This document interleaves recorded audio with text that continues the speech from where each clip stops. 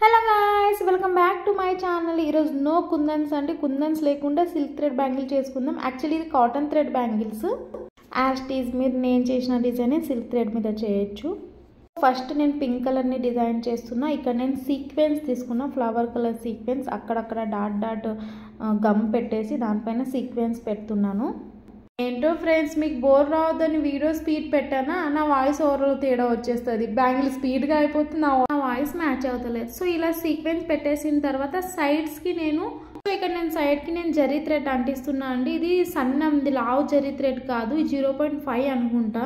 మెల్లిగా అంటించుకొని నేను 1 లేయర్ అంటిస్తున్నా. నాకు అనిపించిన తర్వాత అంటే 2గా అంటించే బాగుండేదేమో అని, లావుగా కనిపించేదేమో అని, కానీ ఇలా కూడా బాగానే ఉంది, నచ్చింది. వచ్చేసి మన black colour bangle flower design చేస్తున్నా కదండి, తీగలాగా సేమ్ జెరీ థ్రెడ్ని యూజ్ చేస్తున్నాను. దాని తర్వాత ఆరెంజ్ కలర్ కాటన్ థ్రెడ్ తీసుకుంటాను. నాకు ఎంత సైజ్ కావాలో అంతే కట్ చేసుకున్నాను.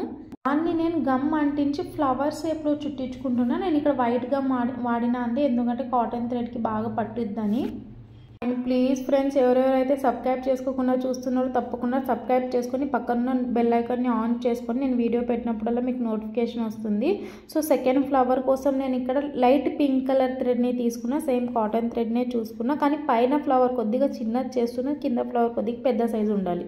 దీనిలో నేను 3mm పర్ల్ కుందన్ వాడుతున్నాను. మీరు జర్కన్ స్టోన్స్ కూడా యూజ్ చేసుకోవచ్చు దీనికి బదులుగా. సో ఇక్కడ నేను ఆకులాగా ఫామ్ చేయడానికి 6K అనుకుంటా ఐ షేప్ కుందన్ వాడుతున్నాను. కింద కూడా ఐ షేప్ 6K అండి. ఇప్పి కొడితే ఆకులాగా ఫామ్ అయిన 6 కుందన్స్ ఉన్నాయండి. దానికి బదులు మీరు జర్కన్ కూడా యూజ్ చేయొచ్చు ఇంట్లో లేని వాళ్ళు. అంటే అవుట్ఫిట్ ఎంత బాగా వచ్చిందో. బ్లాక్ కలర్ చాలా మందికి ఇష్టం ఉంటుంది, కానీ రేర్గా ఉంటాయండి బ్యాంగిల్స్. నచ్చితే లైక్ చేసి తప్పకుండా సబ్స్క్రైబ్ చేసుకోండి.